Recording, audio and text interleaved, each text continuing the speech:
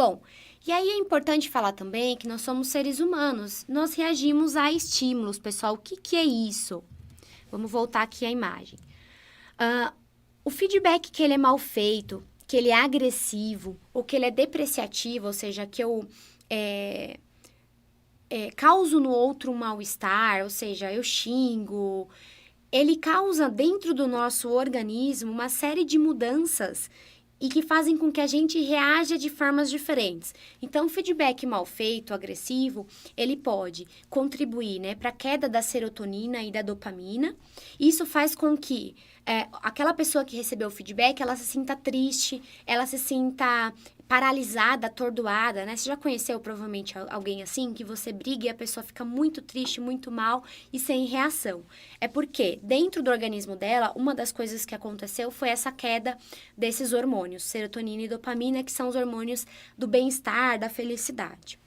E vão existir pessoas que, quando elas receberem uma comunicação muito agressiva ou depreciativa, a serotonina cai, a dopamina também, aumenta a adrenalina, o cortisol e a testosterona, que são os hormônios aí de ação, né? E a pessoa é aquela pessoa que vai agredir, que vai revidar, que vai discutir, enfim, que vai ficar muito estressado. Então, por que a gente passa isso daqui, né? Nós não somos especialistas nesse assunto, mas é importante vocês entenderem que aquilo que eu comunico, a forma como eu trato o outro, não tem um efeito só sobre aquilo que a gente está vendo. E aquilo que a gente está vendo é resultado de algo que está acontecendo dentro do organismo dessa pessoa, tá bom? Um ponto interessante aí também é o feedback positivo e bem feito, quando você dá um bom feedback para a pessoa, quando você dá exemplos, você contribui para que a serotonina, a dopamina e a ocitocina, elas se elevem. E aí faz a pessoa ter aquela sensação de prazer, de bem-estar, de felicidade, de motivação. Então, a tendência é que a pessoa ela queira manter ou repetir essa sensação, né? Que às vezes a gente consegue atingir esse tipo de sensação quando come um chocolate, quando faz exercício físico. Tem pessoas quando tem lá um olhar muito voltado, né? Uma motivação muito voltada para a carreira. Então, tudo isso faz com que dentro do nosso organismo a gente produza esses hormônios, tá bom? E aí, pessoal, por que eu falei tudo isso? Porque dentro do feedback, a gente vai, como gestor, ter que dar 2 tipos de feedback para essa pessoa. Então, eu vou ter que dar um feedback positivo e o feedback corretivo. Então, o feedback positivo, ele precisa acontecer para que eu estimule essa pessoa, para que ela continue apresentando os comportamentos que ela já vem apresentando e que são muito bons, né? Ou seja, eu preciso parabenizar esse servidor pelo trabalho bem feito. A gente só tem que tomar cuidado para que um feedback positivo não vire um feedback insignificante. O que é o feedback insignificante, né? São aquelas características, aquele parabéns, aquela batidinha nas costas, né? Parabéns, você fez um bom trabalho. E a pessoa, ela se sente orgulhosa, ela se sente motivada, mas ela não sabe o que exatamente ela fez para receber aquele elogio. Então, a tendência é que daqui a um certo tempo, alguns dias, o feedback, a pessoa se esquece. Por quê? Foi muito seco, foi muito insignificante, foi muito sem detalhes, tá? Então, o feedback positivo, ele também tem que acontecer de uma forma bem robusta, bem completa, para fazer sentido para outra pessoa. E o feedback corretivo, a gente tem que dar para fazer com que o outro, ele se conscientize e ele busque mudar ou melhorar um determinado comportamento que não está sendo legal. A gente só tem que tomar cuidado para que esse feedback ele não vire um feedback ofensivo, de desprezo pessoal, né? Onde a pessoa ela sai destruída e não motivada a mudar, tá bom? Bom, pessoal, e para que a gente consiga fazer um feedback positivo ou corretivo com qualidade, eu vou falar um pouquinho para vocês agora sobre comunicação não violenta. Então, o que é, primeiro, comunicação violenta? Comunicação violenta é aquela onde a gente tende a classificar o outro, onde a gente quer prevalecer, geralmente, ou na maior parte do tempo, ou seja, eu sempre tenho que sair certo e vencedor da conversa, da discussão, nunca é a outra pessoa, né? Sabe briga de marido e mulher? Um sempre quer ter a razão. Então, isso é um tipo de comunicação violenta, né? Onde ambos não conseguem chegar a um consenso. é aquela comunicação onde você acaba rotulando a outra pessoa e colocando ela dentro de categorias específicas, tá? Alguns exemplos para vocês pensarem aí, né? Então, se eu chamo a outra pessoa de gorda, magra, preguiçoso, mal educado, enfim, grosseiro, todos esses rótulos, pessoal, são formas de comunicação violenta, né? Porque eu coloco a pessoa dentro de uma categoria e eu não passo a enxergá-la de uma forma que, às vezes, ela não é só aquilo, né? Às vezes a pessoa tem muito mais, só que por rotular, isso pode ser uma forma de comunicação violenta, né? As nossas expressões faciais, eu costumo dizer que aquilo que a gente não fala, nossas expressões, a nossa cara revela. Ou seja, às vezes o servidor vai dar ali uma sugestão, trazer uma melhoria para o trabalho, e ele fala, ai, chefe, olha o que eu te trouxe, eu queria te falar, te apresentar um trabalho. Aí você já fala, pode falar, sei, ou fecha a cara, né? Ou às vezes a pessoa vai falar com você e você nem olha na cara dela, né? Então você pode falar, eu estou te ouvindo, e fica lá olhando para o computador. Então, as nossas expressões, elas falam muito, e isso pode ser uma forma de comunicação violenta, tá bom? Uma outra situação, né? Será que o tal do braço cruzado é uma forma de comunicação violenta, pessoal? E aí, provavelmente, deve ter alguém assistindo aí que deve estar com o bracinho cruzado. E o que eu costumo dizer? O braço cruzado não necessariamente é uma comunicação violenta. Por quê? Às vezes, se você está dentro de uma sala de aula, você está lá de braço cruzado porque está frio, ou porque você está se sentindo mais confortável assim. O braço cruzado, ou a perna cruzada, ele vai ser uma comunicação permeado de outras situações. Então, eu tô de braço cruzado, eu tô de cara fechada, né, cara amarrado, eu tô gritando com a outra pessoa, enfim. Então, todas essas outras situações, junto com o braço cruzado, são sim uma comunicação violenta, tá? Bom, uma outra questão aí, né, as nossas expressões corporais. Então, muitos gestos, aquela pessoa que fala o tempo todo assim, porque você não entendeu nada do que eu te falei, como assim? Ou aquela pessoa que bate na mesa, que grita, tudo isso é comunicação violenta.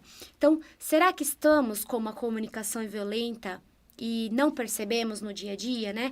Será que a gente está tratando bem as pessoas da nossa família, né? Os nossos filhos quando a gente chega em casa, os nossos bichinhos e as pessoas que trabalham com a gente, tá? E por fim, pessoal, para falar ainda sobre esses pontos de comunicação violenta, a insinuação da voz, o tom da voz, as palavras escolhidas podem ser sim uma forma de comunicação violenta. Então, aquela pessoa que geralmente você percebe que ela é meio irônica quando ela fala, ou aquela pessoa que você fala, dá uma risadinha, olha pro lado, ou faz caras e bocas, né? Ou grita muito. Tudo isso pode ser uma forma de comunicação violenta. Eu espero que vocês aproveitem essas dicas para que o feedback ele aconteça de uma forma bem enriquecedora, tá bom? Então, o que é a comunicação não violenta? A comunicação não violenta, pessoal, é aquela que geralmente eu tenho uma parceria, né? Eu tenho a cooperação do outro. E, principalmente, aquela onde eu tenho empatia. O que é a empatia? É quando eu consigo me colocar no lugar do outro. Eu consigo entender o contexto, eu consigo entender os sentimentos e as necessidades que muitas vezes fizeram com que aquela pessoa tivesse um determinado comportamento. Então, comunicação não violenta é quando você consegue diferenciar observações de julgamento de valores, né? Que é esse primeiro ponto aqui. Então, é mais ou menos assim, antes de eu julgar o outro, falar que João é preguiçoso, Maria é folgada, é descomprometida, eu preciso primeiro observar o ambiente, observar a situação em que está acontecendo aquele comportamento, antes de julgá-la. Então, antes de falar para a pessoa assim, olha, você é desorganizado, você é descomprometido, primeiro eu preciso entender o que está acontecendo com você, né? O segundo ponto da comunicação não violenta. Eu faço distinção entre sentimento e opinião. Então, eu consigo primeiro entender como é que a pessoa está se sentindo, ao invés de dar logo de cara a minha opinião e falar o que o outro tem que fazer, né? Então, como é que você está se sentindo em relação a isso que eu te passei agora? O que você sentiu quando aconteceu esse comportamento, né? E também, pessoal, faz distinção entre necessidades e estratégia. Então, aqui é mais ou menos assim. Todo comportamento, ele acontece com alguma motivação por trás, para atender alguma necessidade. Então, geralmente, aquela pessoa que ela evita muito conflito, e para algumas pessoas ela pode ser até chamada de falsa, por exemplo, provavelmente é porque ela tem uma necessidade por trás de suprir um receio de ser maltratada ou de não ser bem aceito no grupo, ou às vezes aquela pessoa que ela foi rude ou que ela foi ela foi até mal educada, pode ser que naquele momento ela estava suprindo uma necessidade de prevalecer. Por quê? Por insegurança, por receio de que o outro controle a situação e não ela. Percebem que então muitas vezes a gente tem algo por trás de um determinado comportamento. É a tal da intenção. A gente precisa entender o que está por trás, tá? Então, o entender o que está por trás é no momento do feedback, é conversando para alinhar. E, por fim, a gente distingue, né? Comunicação não violenta é aquela que vai diferenciar um pedido de uma exigência. E isso é principalmente para o gestor. Então, ao invés de exigir que o outro mude, de ameaçar e falar para o outro que ele deve mudar, eu peço. Então, depois que eu entendi o contexto, o sentimento da pessoa e o que está por trás daquele comportamento que ela apresentou, eu pergunto para ela, olha, você acha que dá para fazer alguma coisa para mudar? Você acha que dá para melhorar esse comportamento? Você tem alguma sugestão? Então, pergunte para o seu servidor o que ele acha que dá para fazer. Porque aí eu estou pedindo, eu não estou exigindo, eu não estou mandando, tá bom? E por fim, pessoal, comunicação não violenta, então, é a tal da comunicação empática, onde eu consigo me colocar no lugar do outro e entender os sentimentos do outro, né?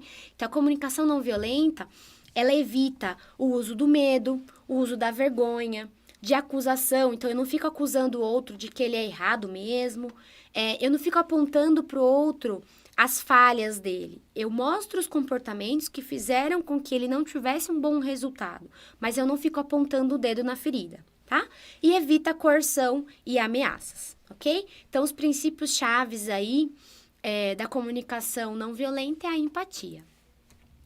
E aqui eu trago até alguns exemplos para vocês, né? Depois eu vou disponibilizar essa apresentação para vocês. E aí eu mando até muito mais de exemplos para que vocês consigam entender como é que, às vezes, sem querer, a gente tem uma comunicação violenta e como é que a gente pode fazer para não ter essa comunicação violenta, né? Então, acompanhem aí comigo. Eu vou tirar aqui a minha imagem para vocês conseguirem seguir. Então, ó, comunicação violenta, né? Caramba, eu te expliquei tantas vezes, você sempre faz tudo errado. Gente, olha como que a gente pode ser violento, né? Uma forma de não ser. Então, ó, fulano, eu notei que existem alguns erros que têm sido recorrentes no relatório X. Isto está impactando na nossa reunião, no nosso trabalho. Você tem alguma dúvida na elaboração desse relatório? Como é que eu posso te ajudar? Então, lembra, faz distinção entre pedido e ameaça. Outro exemplo aqui de comunicação violenta, né? Então, poxa, você chega todo dia atrasado, né? Caramba! Então, ó, eu tenho percebido que o seu atraso está acontecendo recorrente, né? Tá acontecendo alguma coisa? Tem algo que eu possa fazer por você? Um outro exemplo aqui. Poxa, você não presta atenção no que eu te falo, quer que eu desenhe, né? Então, fulano, eu tenho percebido que você está desatento ultimamente. Isso está impactando o trabalho. O que está acontecendo? Então, ó, fulano, vem aqui agora que eu tô mandando. Lembra, ó, pessoal? A pessoa tá mandando. Poxa, se tá mandando, eu não vou, né? Então, fulano, vamos conversar na minha sala de reunião? Você pode vir até a minha mesa? Então, chame a pessoa, pergunte se ela pode ir. Não exija, não mande, tá? Um outro exemplo aqui. Não é possível, tem algum burro enterrado aqui, vocês não aprendem nada, né? Então, esse foi um exemplo que a gente pegou em sala de aula. Isso já aconteceu, né? O professor falando isso para aluno. Então, ó, pessoal, estou percebendo uma série de dúvidas e a gente precisa fazer uma checagem séria e coletiva desse assunto. Então, eu não deixo de falar para o outro de uma forma, às vezes, até mais dura, né? O que ele precisa ouvir. Mas eu falo com educação, eu falo com cuidado para que a pessoa ela não se sinta agredida, pessoal. Porque quando eu me sinto agredido, a tendência é que eu queira reagir para me defender, tá bom? E por fim aqui, vai ser assim porque eu quero que seja assim. Então, de novo, né? A pessoa não pede, ela exige, ela ameaça. Então, um exemplo da gente não ter essa comunicação violenta será necessário tomar essa ação, pois isso impacta diretamente nos resultados da área e da instituição. E trata-se de uma decisão e um risco que eu decidi correr. Ou seja, o gestor pressupõe que ele tem que tomar decisões que ele tem que correr certos riscos, mas a gente tem como falar isso de uma forma que não agrida o outro, tá bom? Bom, pessoal, dicas finais aí sobre esse assunto de comunicação não violenta. Então, tenha empatia, entenda um pouquinho o cenário, o que está acontecendo com a pessoa. Será que ela está passando por algum momento de dificuldade, algum problema pessoal que está impactando no trabalho dela, né? Não queira ser perfeito, ninguém é, nem você e nem o outro. Então, não adianta ir com a expectativa de que o feedback vai ser 100% redondo, e pode ser que ele não seja, e faz parte. E, principalmente, não força a amizade, tá? Seja você mesmo. Então, o que eu tô querendo dizer aqui? É muito comum, às vezes, os gestores, eles participarem de cursos como esses, e eu falo que isso não é um curso de teatro. Eu não tô ensinando vocês a interpretar uma pessoa que vocês não são. Então, se você é um gestor que você tem um perfil mais sério, se mantenha sério, mas com cuidado, né? Se você é um gestor mais informal no dia a dia, se mantenha informal, só que com cuidado. Então, às vezes a gente fala e o gestor ele vai dar o feedback e ele é aquela pessoa, geralmente, que ele é extremamente formal no dia a dia, né? E aí chega no feedback, ele quer ser o informal. Então, ele chega lá, ô meu querido, ô meu consagrado, bora lá fazer seu feedback? Vamos lá na minha sala, né? Então, fica aquela coisa meio estranha. A pessoa fala, quem que é esse, né? Quem que é? Não é meu gestor, tomou um chá esquisito aí.